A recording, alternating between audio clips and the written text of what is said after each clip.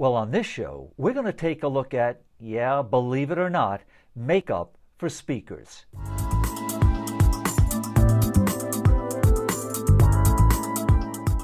Well, I never really came in contact with makeup until I got involved with media work. Oh, sure, I know women have been wearing it for years, but didn't matter to me. It wasn't something that I had to know anything about.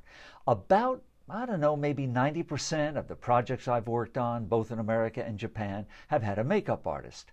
But they don't all have it. And because they haven't all had a makeup artist, I've learned a little bit about it. I want to share that with you today.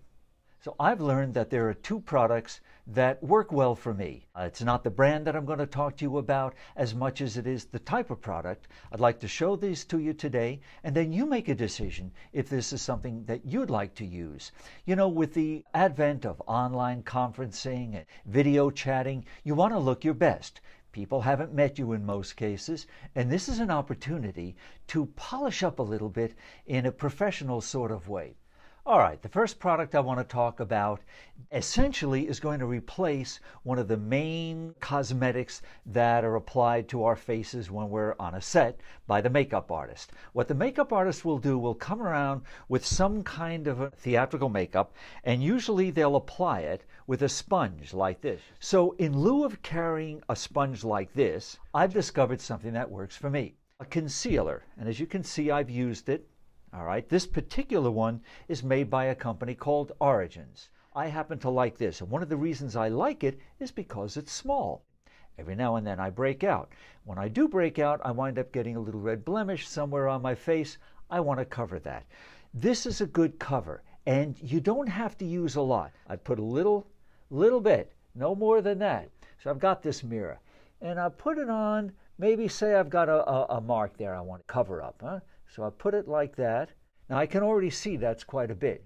And I'll spread it out a little bit. I can take this Kleenex, and what I'm doing is I'm removing excess, and I can spread it out a little bit. Eventually it dries. It maybe doesn't become 100% dry, but it dries enough so that you don't even know it's there. People won't see it, especially in a situation like this with a video cam. Okay, moving on, we come to one of my favorite products, which is used ubiquitously, powder. Now, usually the makeup artist will come around, and this is a little exaggerated, but usually a fluffy brush, something like this. And they'll have a big thing of powder, a container, and they'll put the brush in, and then they'll put it all over your face and brush it off like this and what have you. Me, I have oily skin. Not everybody does. But you might also be working in a hot office, and you're going to be going on a video conference. Well, if you're sweating or if you're oily, it's not the best presentation of you. What did I finally find? This is a typical powder compact. This particular one is made by Neutrogena. Guys, stay with me. Don't go running away yet, because this is really a good thing. Okay, it's got this little applicator. I apply it lightly, but I put it where I notice that I have reflections. Like I'll put it on my nose here, highlight points on my cheeks. I'll put it over here. So I'm looking at myself on the video screen right now, huh? I'll put it up, especially up here, put it all over like this. There you have it, done. My chin. How nice that is. Now, I might get too much on, but fear not. Get too much on, I close the compact. Look how easy that is to carry. I take a tissue. Now, just like I did with the concealer, I can smooth it out. And this you don't have to be too dainty with. Just spread it around, remove it, so you can see some color on it. Could you see color there? Okay, there you have it. How nice that is. Now, I have no reflection due to the lights in the office or the lights in the sound stage or whatever. And this is not a bad thing to use if you're speaking from a podium. It does keep a nice, even, matte look to your face, cuts down on apparent sweat in case you're sweating talking to your audience, and that's pretty common. A lot of people do that. So, my grandmother always said, put your best foot forward, and this is a way to put your best face forward. Try it at home a couple of times before you go out and introduce yourself to the world with makeup.